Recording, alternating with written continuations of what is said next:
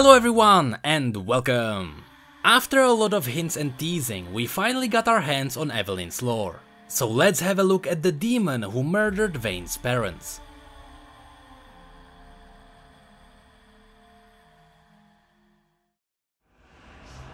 Within the dark seams of Runeterra, the demon Evelynn searches for her next victim. She lures in prey with the voluptuous facade of a human female, but once a person succumbs to her charms, Evelynn's true form is unleashed. She then subjects her victim to unspeakable torment, gratifying herself with their pain. To the demon, these liaisons are innocent flings. To the rest of Runeterra, they are ghoulish tales of lust gone awry and horrific reminders of the cost of wanton desire. Evelynn was not always a skilled huntress. She began eons ago as something primordial, shapeless and barely sentient. This nascent wisp of shadow existed numb and unroused by any stimulation for centuries. It might have remained so, had the world not been upended by conflict.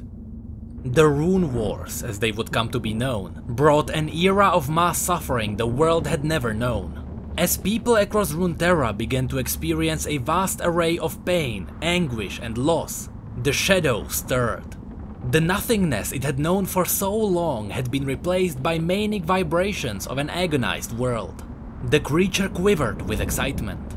As the Rune Wars escalated, the world's torment grew so intense the shadow felt as if it might burst. It drank in all of Runeterra's pain, which it experienced as boundless pleasure. The sensation nourished the creature, and over time, it transformed it into something more.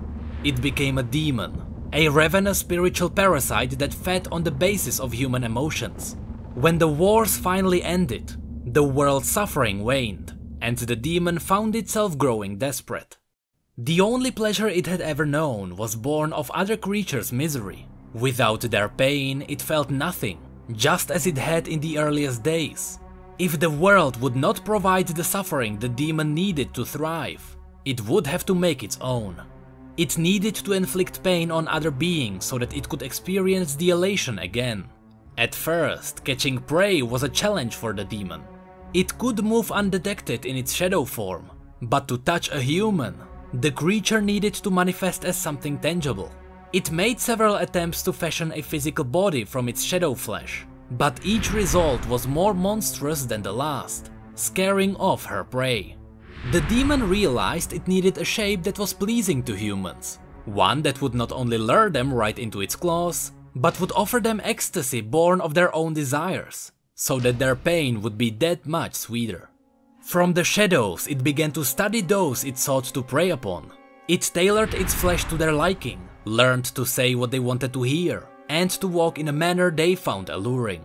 In a matter of weeks, the demon had perfected her physique, leading dozens of unarmed victims to be tortured to death at her hands. Though she relishes the exquisite pain of each of her victims, she always finds herself wanting more. Each human's desires are so small, they always expire too soon. Their pain, too fleeting to give her anything more than tiny morsels of pleasure, is just enough to tide her over to the next feeding. She yearns for the day she can plunge the world into utter chaos, and she can return to an existence of pure rapturous ecstasy.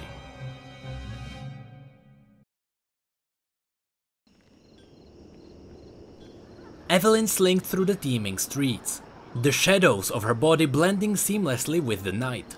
Her eyes glinted with the gloom, though only the keenest observer would have noticed. Drunks, sailors and harlots chatted in a nearby thoroughfare, blissfully unaware they were being watched by a demon in the dark. The demon, on the other hand, saw them all with perfect clarity, and judged them with the most discerning eye. Evelynn's gaze settled on a man lying in the gutter, a bottle of beet wine dangling from his hands. Ordinarily, the demon wouldn't give a second thought to someone in his condition, but she had not fed in days and she found herself desperate enough to consider the man, if only for a moment. It would be so easy. All she needed was to lure him away to one of the numerous alleys far from the glow of the street lamps.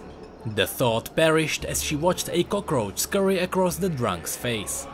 This was a man too inebriated to feel. His arousal would be vague and muted.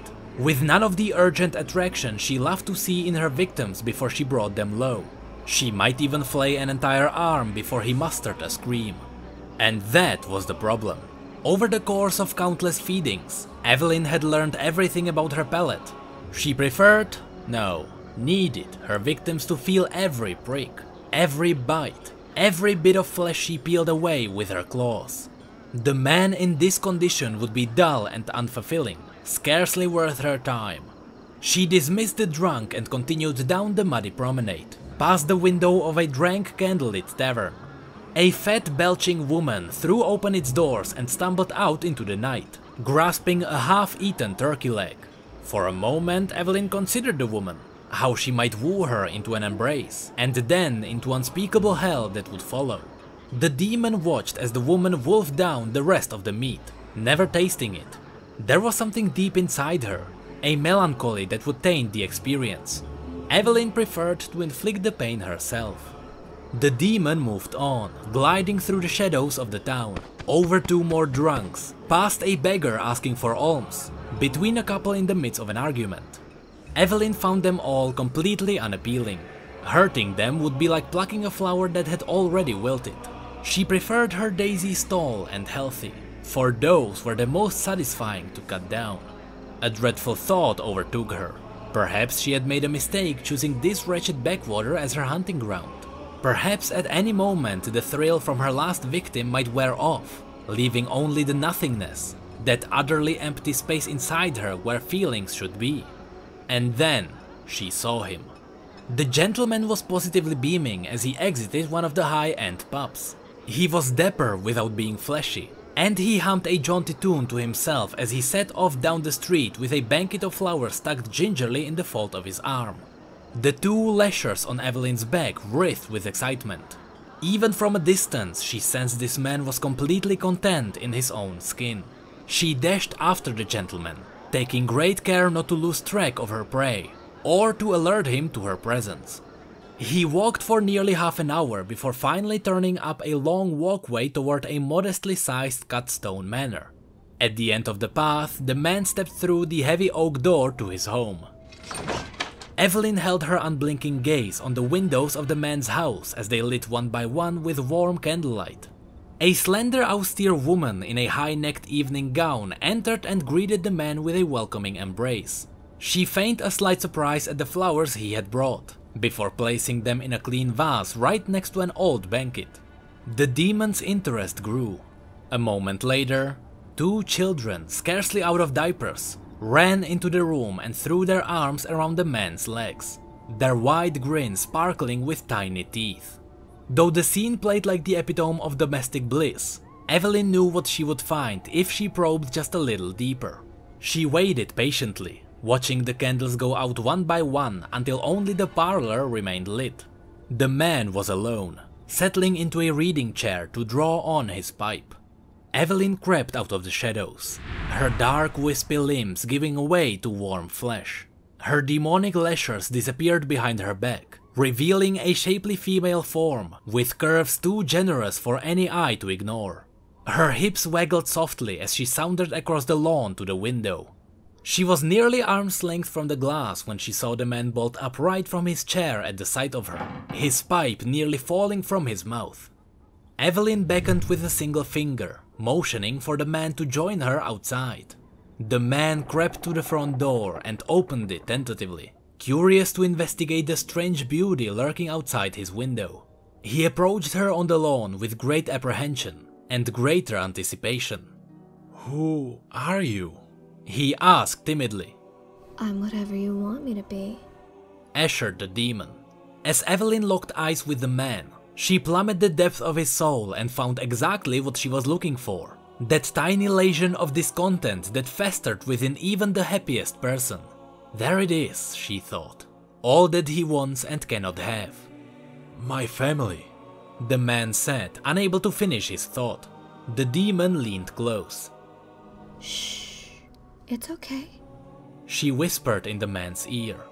I know what you want, and the guilt you feel for wanting it. Let it go." She pulled back to find the man helplessly captivated. Can I have you? He asked, ashamed of his brazenness, but overcome by a strange desire to take her right there on the lawn. Of course, honey.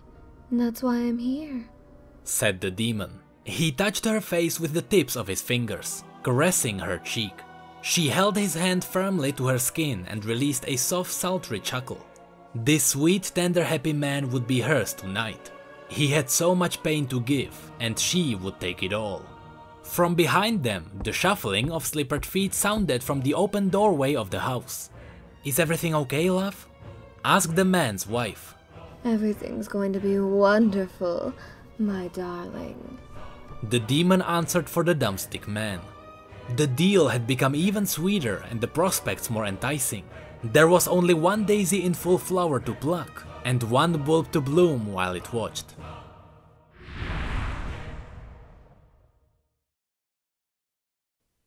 And that was the story of Evelynn. If you'd like to learn a little bit more about her, I highly recommend looking into Vane as well.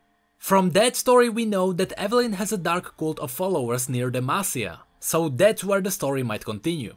But that's it for this video. I really want to mention two things. Number one, our second channel recently got active again, so feel free to check it out if you want to see other content. And number two, this was the first video voiced by the people from our Discord. Huge props to Affogato Chemist for lending me her voice. It is 1,000 times better than if I had to voice Evelynn. So if you like this video, feel free to rate it and subscribe for more lore. You can also follow us on Twitter, Facebook and Discord if you'd like to chat. And don't forget about merch. Don't tell me you can't fit an extra mug into your home. And with that, thank you all so much for watching and for your support. You know I really appreciate it. And as always, thank you again.